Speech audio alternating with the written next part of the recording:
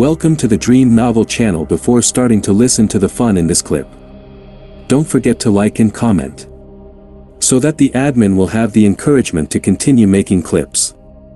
Let's go listen. Channel Dream Novel. Chapter 121, Skiving Snackbox series. Unsurprisingly, once the werewolf was no longer at risk of dying, the Ministry of Magic came to take him away. Director Sykes didn't attempt to stop them, and after they left, she returned to speak with healer Helbert. In the director's office, she asked calmly, "How did it go?" "Very well," Helbert replied. "I managed to keep them occupied during treatment for about 5 minutes." "How much Veritaserum did you use?" 3 drops. "With a werewolf's enhanced recovery abilities, the Ministry won't be able to detect it," Helbert replied. "I also asked all the questions you instructed." The werewolf was following Fenrir Greyback until about a month ago, when he moved to Nocturne Alley. While Director Sykes was debriefing Helbert, Dumbledore was just returning Kyle to his home. "That's enough for now, Kyle," Dumbledore said. "I have to head to France to meet a friend. I only hope he forgives me for breaking our appointment." Kyle barely had time to recover from the discomfort of apparition before Dumbledore disappeared. He realized he'd been dropped near the burrow. "Is the headmaster directionally challenged?" Kyle muttered, scratching his head. "I've never heard of that before." Not long after he returned home, his parents, Chris and Diana, hurried in. "We received a letter from Dumbledore." Chris, visibly anxious, pulled Kyle close to examine him. "You encountered a werewolf at St. Mungo's?" "Yes," Kyle replied smoothly, having already crafted an alibi. "But Hagrid and Professor Kettleburn were right there with me, and they handled it quickly." "But Dumbledore mentioned in his letter that you were the one who dealt with the werewolf," Diana said, drawing out her words. "Was he lying?"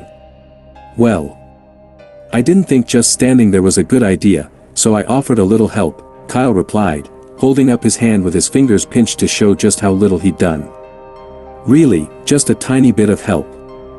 Diana raised an eyebrow. "And this little bit of help is why Sykes applied for the Order of Merlin, 2nd class, on your behalf." "Maybe Hagrid and Professor Kettleburn didn't need it, so they passed it to me instead," Kyle replied, though he could see she wasn't buying it. Diana narrowed her eyes. "First, you were taken into the Forbidden Forest by Orin, who was posing as a defense against the dark arts professor. Now, just days later, you encounter a werewolf at St. Mungo's? Perhaps Hogwarts isn't the right school for you. How about transferring to Beauxbatons? I happen to know Madame Maxime, she'd take good care of you. Ilvermorny is also an option," Chris added at this point. "Scamander and his wife are both professors there, and I remember they were quite fond of you when you were young." I don't think I'd like to transfer," Kyle said, suddenly uneasy. "It sounds like a lot of trouble." "It's not that much trouble," Diana countered. "And at least you'd be safe from these constant dangers." "These are just accidents, really," Kyle mumbled. "And what happened at St. Mungo's had nothing to do with Hogwarts, right?" Diana replied briskly, "How is that unrelated to Hogwarts?" "Hagrid is the gamekeeper, and Kettleburn teaches care of magical creatures." Kyle struggled to respond, but then inspiration struck. His eyes brightened as he said, "Maybe it's because of Hagrid. Both times, the incidents were connected to him. He's probably just unlucky and dragged me down with him. I'll keep my distance from him once term starts, and I'm sure I'll be fine." This excuse seemed to work, and Chris and Diana didn't bring up transferring again. However, they insisted that Kyle not go anywhere alone, not even to Diagon Alley, unless an adult was with him. Since Kyle didn't have plans to go out much anyway, he readily agreed. For the next few days, to reassure his parents, Kyle stayed home, focusing on his schoolwork. Perhaps because the exams had just ended, the Hogwarts professors hadn't assigned much summer homework, about the same amount as they had for the Easter holidays. Kyle finished his assignments in just a week, though this speed was in part thanks to frequent interruptions from Fred and George. The twins had turned Kyle's attic into their unofficial headquarters. They showed up almost daily while Kyle tried to work, experimenting with bizarre sweets they'd concocted. By now, they'd nearly exhausted the stock of candy they'd bought in Hogsmeade before the break. When Kyle entered the attic after finishing his last assignment on History of Magic, he heard voices inside.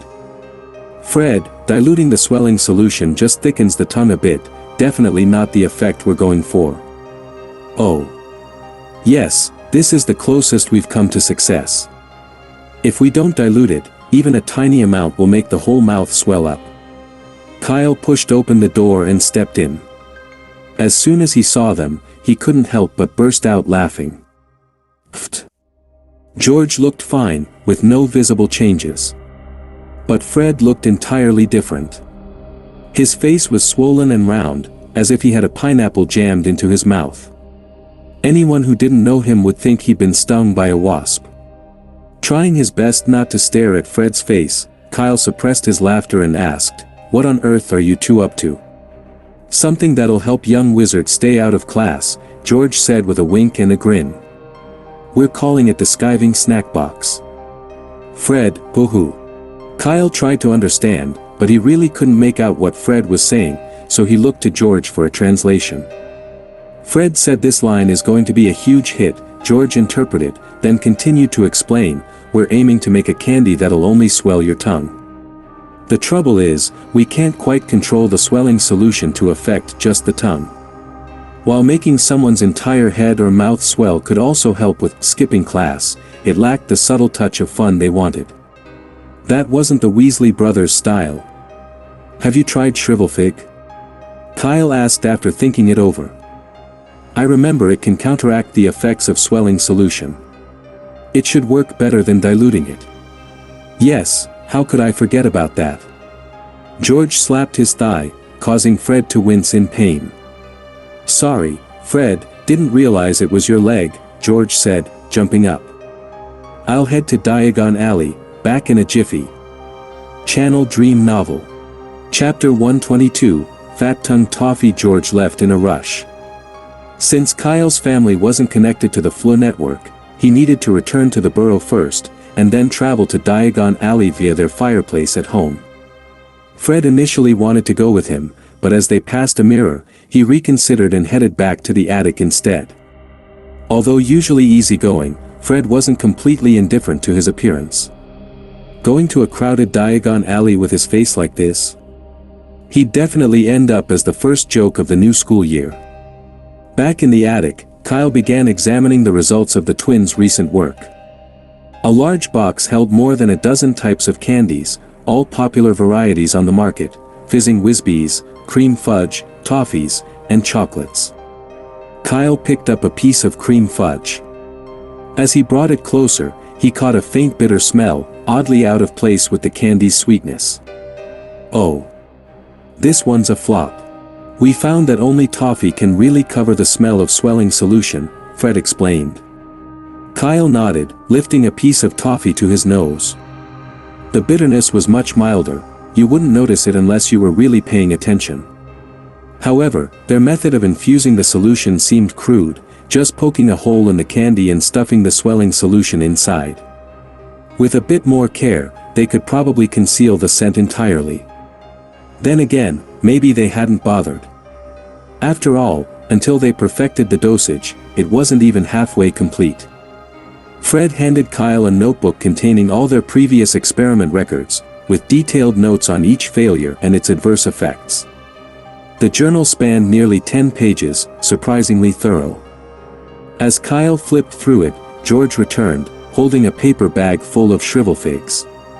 "No need to buy so many, George," Kyle remarked, holding out his hand. "Shrivelfigs are only meant to be supplementary, 1 or 2 would have been enough." "Better safe than sorry," George replied, handing over the bag with a grin. "So, you joining us?" Kyle shrugged. "After a week of non-stop homework, I need a little fun."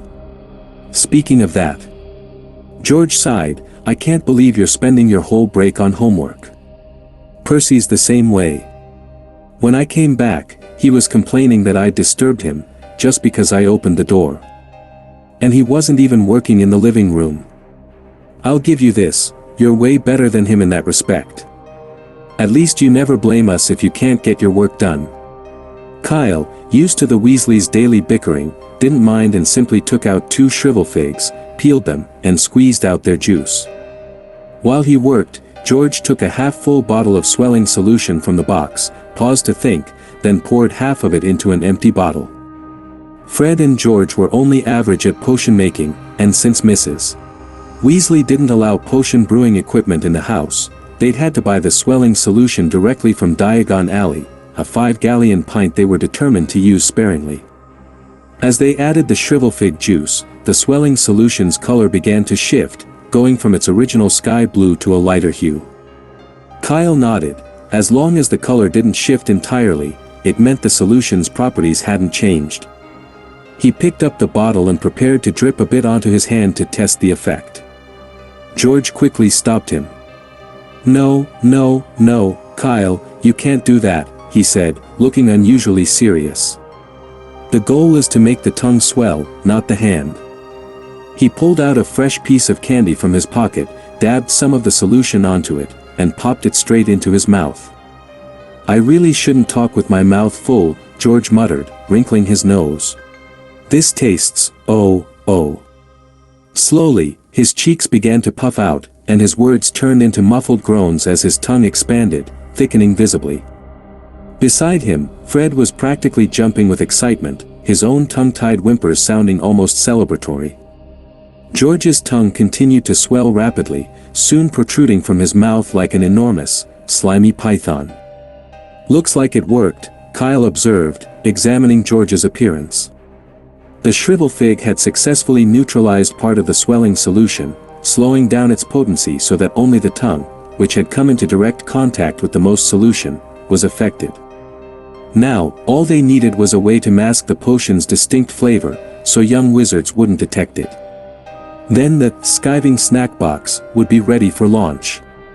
Fred and George were thrilled. "Well done, Kyle." "Haha, shrivel fig to the rescue," Fred said, laughing. Once the swelling subsided, George, looking relieved, said, "You have no idea, we were actually on the verge of giving up." "Swelling solution is so expensive," Fred added with a shrug. "We'd already gone through an entire bottle before this." 5 gallons worth, George said, still looking pained. "We really should have waited for you, Kyle." The thought of those wasted galleons made him wince. If they had spent it on dung bombs instead, they'd have enough for a small war with Slytherin. "But aren't you guys loaded?" Kyle asked, grinning. 100 galleons each, you can't have spent it all already." "Being rich and being wasteful aren't the same thing," Fred sighed.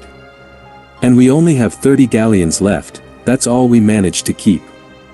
On the first day of the holidays, Mrs. Weasley had caught them hiding their hefty wallets and accidentally knocked them over while scolding Fred and George.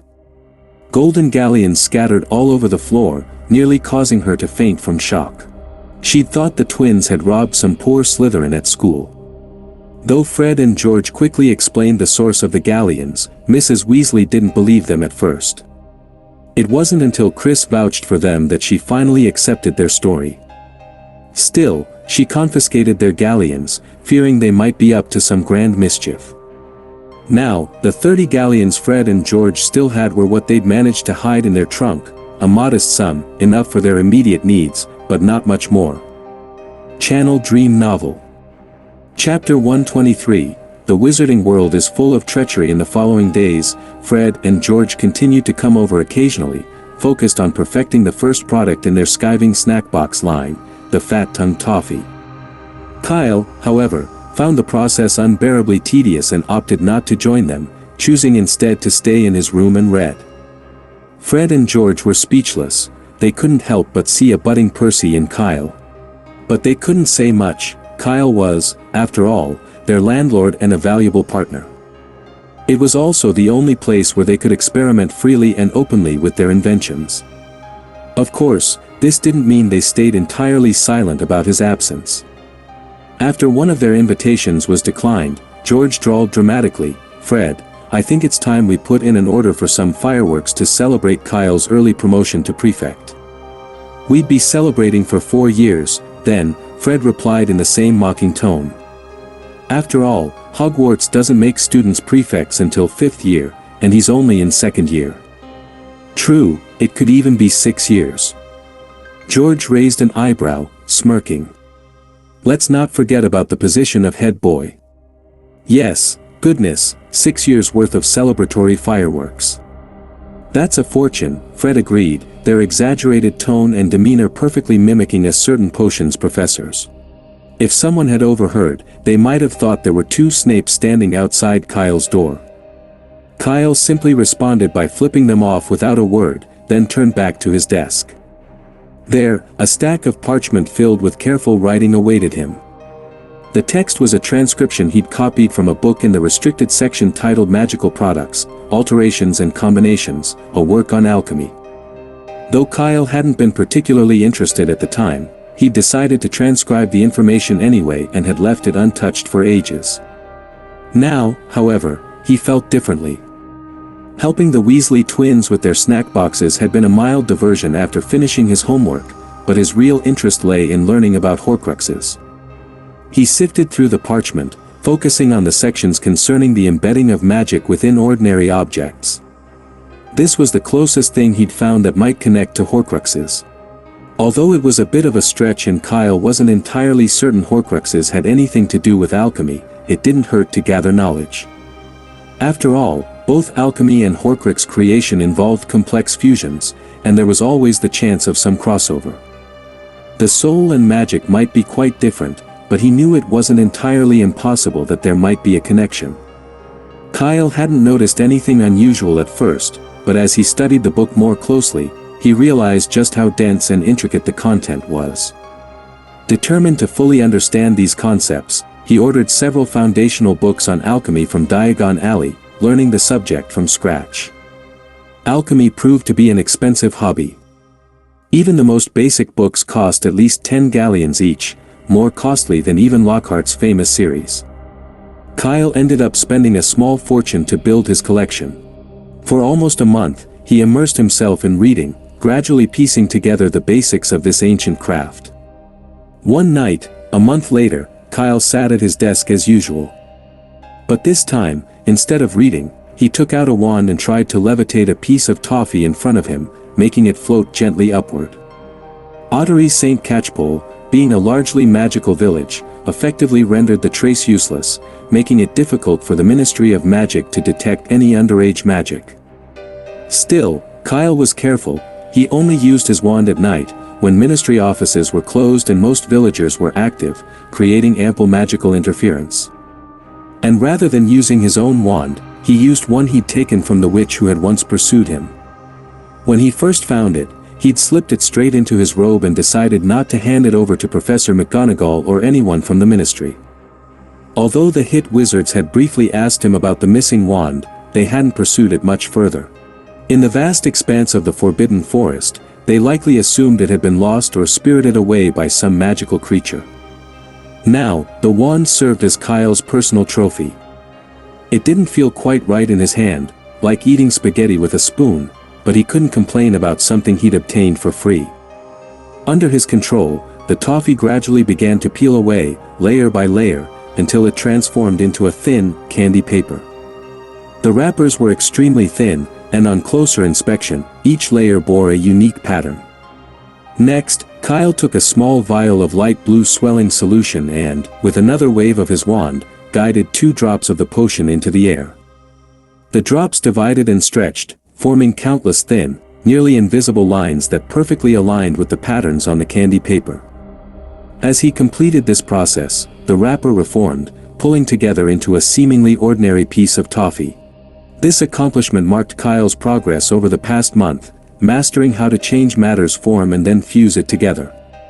It reminded him of the enchanting process in games, but with a significant difference. Instead of embedding magical gems into items, his alchemy method involved grinding down the gems and recasting them directly into the object. This complexity was exponentially higher, which likely explained why such content was restricted to the banned section. Kyle held the toffee up to the light. It looked identical to any ordinary piece of candy, indistinguishable even if it were broken open. Should I find someone to test it out? Kyle muttered to himself.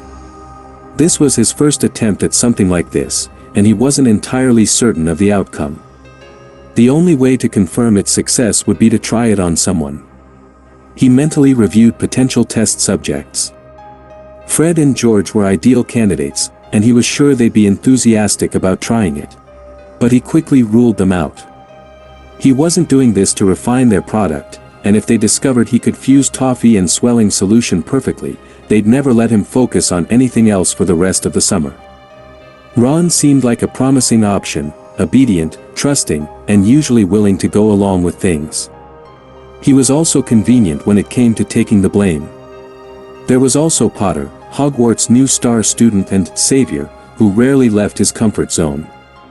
He had no idea how devious people in the wizarding world could be, and this could be an excellent opportunity to give him a valuable lesson. Kyle had good intentions, after all. Both were decent candidates, but who should he choose? Kyle weighed his options, feeling a bit torn. Channel Dream Novel. Chapter 124, 2 Cakes. At the end of July, St. Catchpole Village received a special guest. Hagrid, finally discharged from St.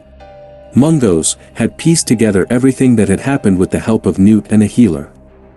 From the professors, he'd learned about the events in the Forbidden Forest at the end of the semester. It shocked him to hear that Kyle had been in mortal danger twice, both incidents indirectly caused by him. It's all my fault. I'm such a stupid idiot. In Kyle's living room, Hagrid covered his face with his hands and sobbed. I almost got you killed in the Forbidden Forest, and then, because of me, you met a werewolf in St. Mungo's. I shouldn't be allowed to stay at Hogwarts, I should spend the rest of my life as a muggle. Hagrid's grief and remorse shook him visibly, the nearly 4-meter-tall giant weeping like a scolded child. Thick, heavy tears disappeared into his beard. Hagrid, calm down. Kyle handed him a tablecloth. Here, dry your face. Don't forget, you were a victim in the whole Oran mess too. And I'm positive you didn't write that note, right? Kyle shot a glance at his poor sofa. Supporting Hagrid was a struggle on its own, but each shudder and shake from Hagrid made the sofa groan ominously, the wood creaking as if about to give way. But yeah, could have died. Hagrid sniffled, wiping his face. I told Oran about Fluffy, only then he could trick you into going, He'd have found a way anyway, Hagrid.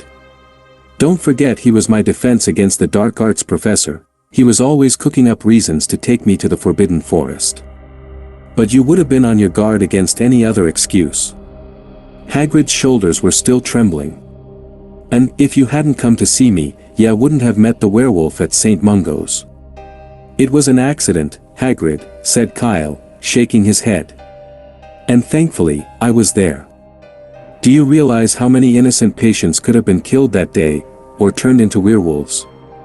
We managed to stop a major crisis. Kyle paused, then continued with a slight smile.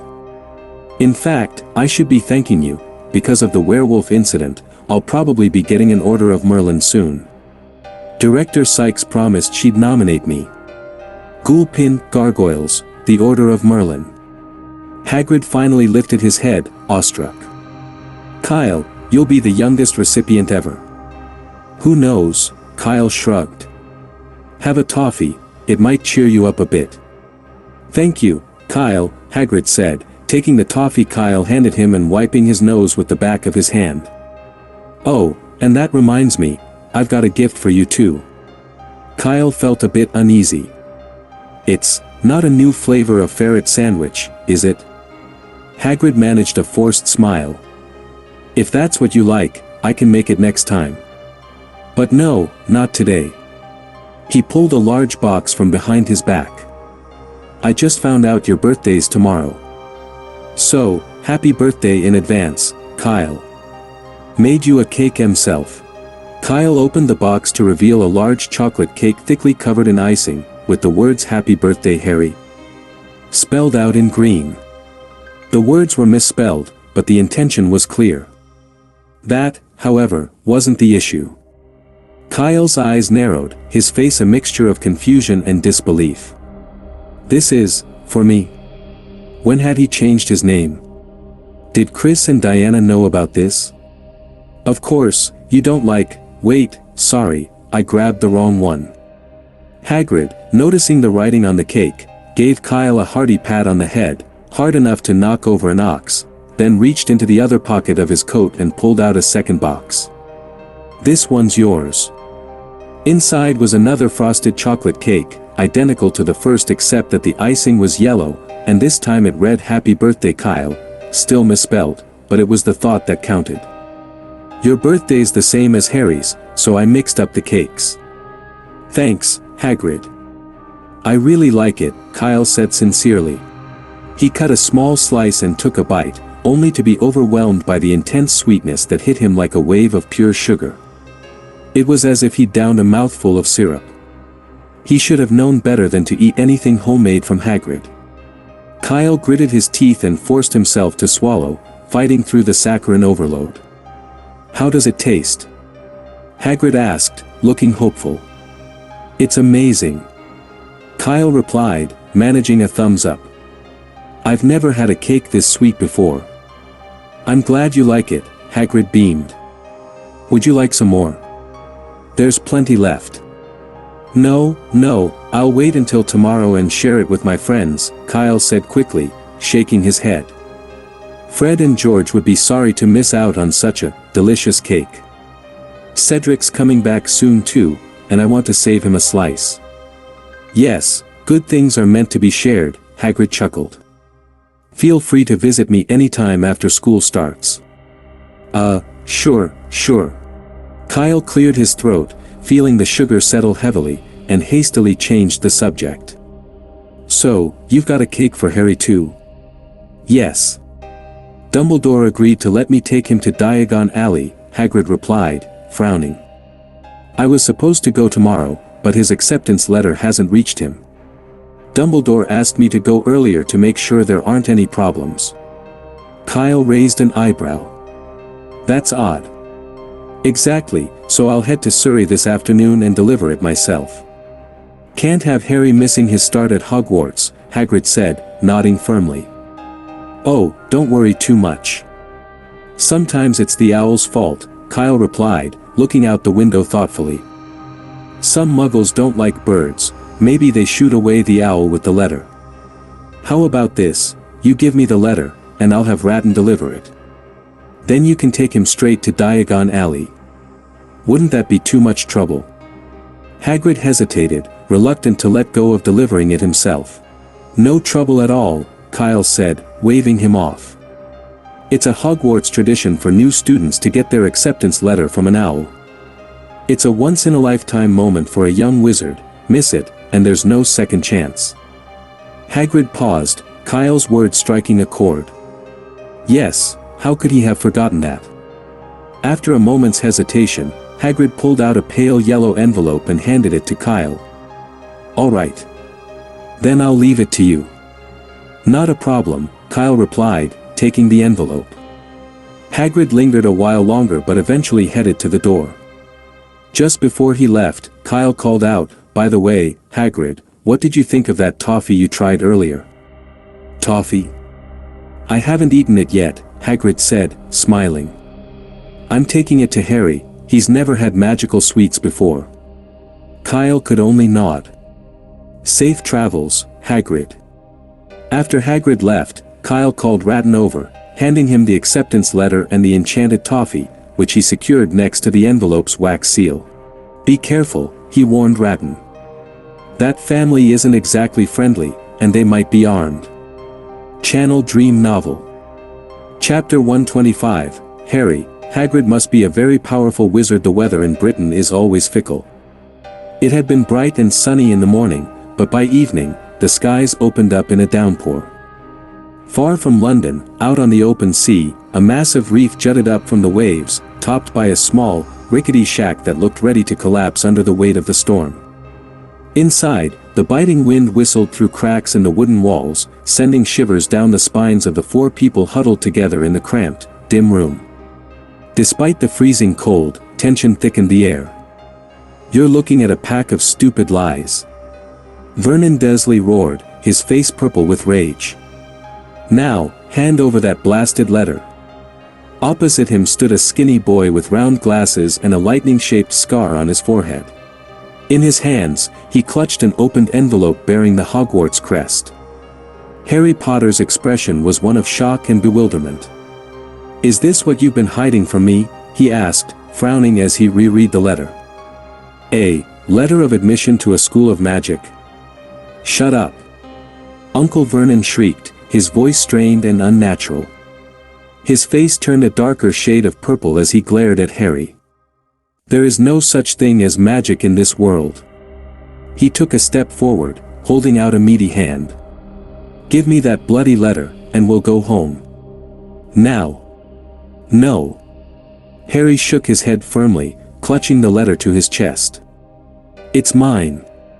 Uncle Vernon's fury boiled over. No matter how far he dragged them, that wretched owl had managed to find them. Worse, it was unlike any owl he'd ever seen. Enormous, scar-faced, and with wings that spread wide like some monstrous creature, it had landed directly on their boat. Vernon had barely managed to keep from screaming. He tried to shoo it away, even reaching for the rifle he'd bought for protection, but before he could aim, the owl seized the gun in its sharp talons and tossed it into the sea.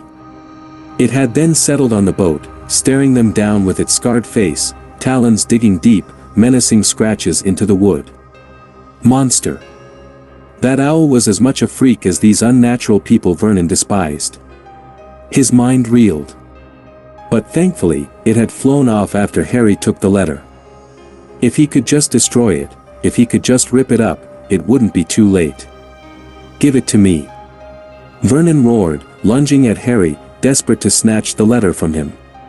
Harry turned and bolted around the small room, evading Vernon's grasp with surprising agility.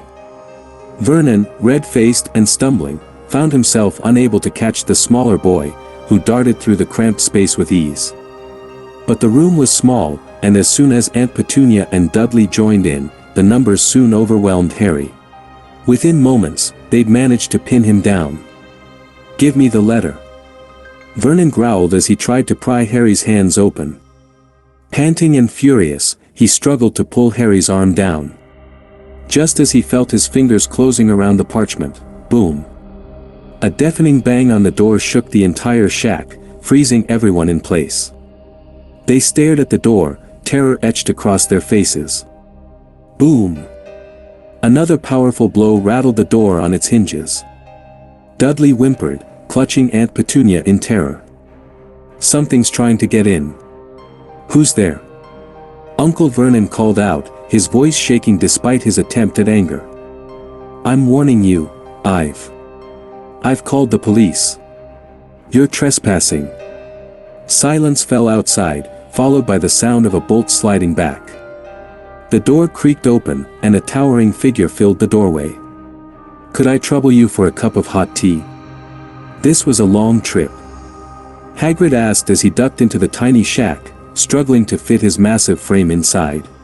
He carefully set the door back on its hinges as he entered. Pouring with rain out there. If I'd listened to Kyle, I would have just taken the night bus. Anyway, what are you doing on the floor? He bent down, offering a hand to Harry with a warm smile. "You must be Harry." Harry looked up into Hagrid's rough, unshaven face and couldn't help but smile back. He sensed right away that this man was friendly. "The last time I saw you, you were just a baby," Hagrid said, grinning. "You look a lot like your dad, but you've got your mum's eyes." Uncle Vernon let out a strangled noise, as if he'd stepped on something sharp, and his face turned a blotchy shade of purple.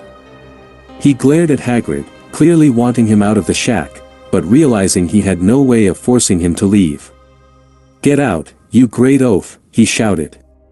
Hagrid ignored Vernon's shouting and, with a casual flick of his hand, lit the fireplace. No one saw how he did it, but in an instant, flames roared to life, casting a warm glow across the room and banishing the damp chill. "Feels better, Harry?" Hagrid asked, his smile softening as he looked at Harry.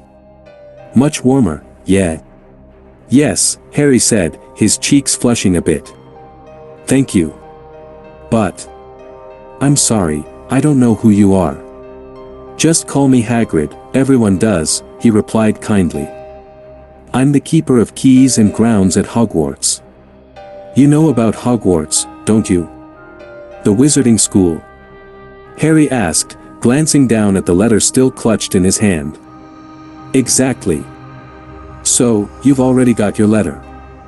Hagrid reached into his coat, feeling for an identical envelope, though there was no longer any need to pull it out. It was delivered by an owl. The biggest bird I've ever seen, Harry said, eyebrows raised. Landed right on our boat. Oh, that's well, he's called Ratton now, Hagrid said with a chuckle, pulling a greasy, slightly charred sausage off the fire poker and offering it to Harry. Ratton?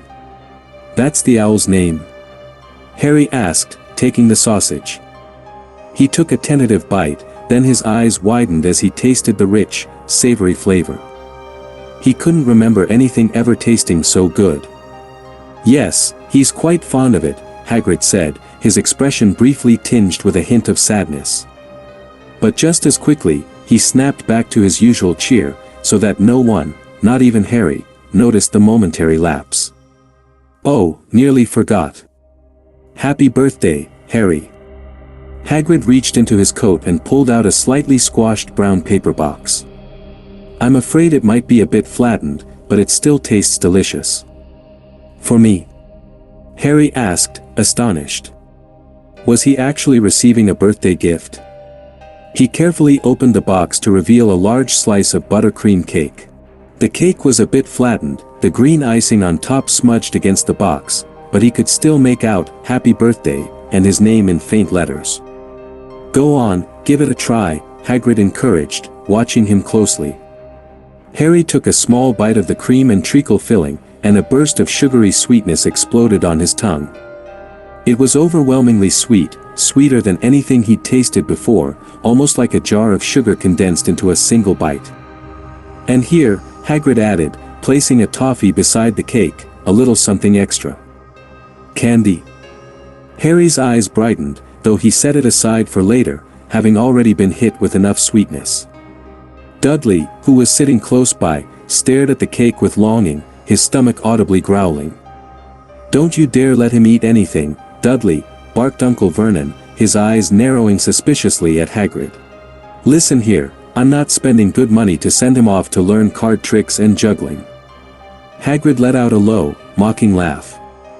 Harry Potter missing out on Hogwarts because of a lack of galleons. The idea was absurd. But Uncle Vernon, unaware of Hagrid's amusement, continued his tirade, railing on and on. Meanwhile, Harry noticed something he hadn't realized before. His aunt and uncle had known about the wizarding world all along, yet they'd kept it hidden from him. Suddenly, a strangled scream shattered the room. Aunt Petunia was clutching Dudley tightly, eyes wide with horror as his tongue began to swell uncontrollably. In seconds, it stretched to a grotesque length, flopping out of his mouth, nearly 4 feet long. Uncle Vernon, forgetting his argument with Hagrid, rushed over to Dudley, frantically trying to shove the swollen tongue back into his mouth. Dudley groaned and covered his mouth, writhing in pain as his family descended into panic. Hagrid looked from Dudley to his pink umbrella, completely baffled. Had he accidentally cast a spell? But no, he hadn't done anything at all. So how had the boy's tongue started swelling like that? Could it be that the broken wand inside his umbrella had somehow backfired? That had never happened before. Meanwhile, Harry watched the scene in utter amazement. There was no denying it now, magic was real.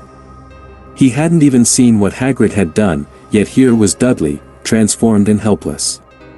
Magic was incredible, and in that moment, Harry was sure of it. And this towering, kind man who was keeper of keys at Hogwarts? He had to be a truly powerful wizard. Now the fun in this clip is over. Which listeners haven't liked and commented yet?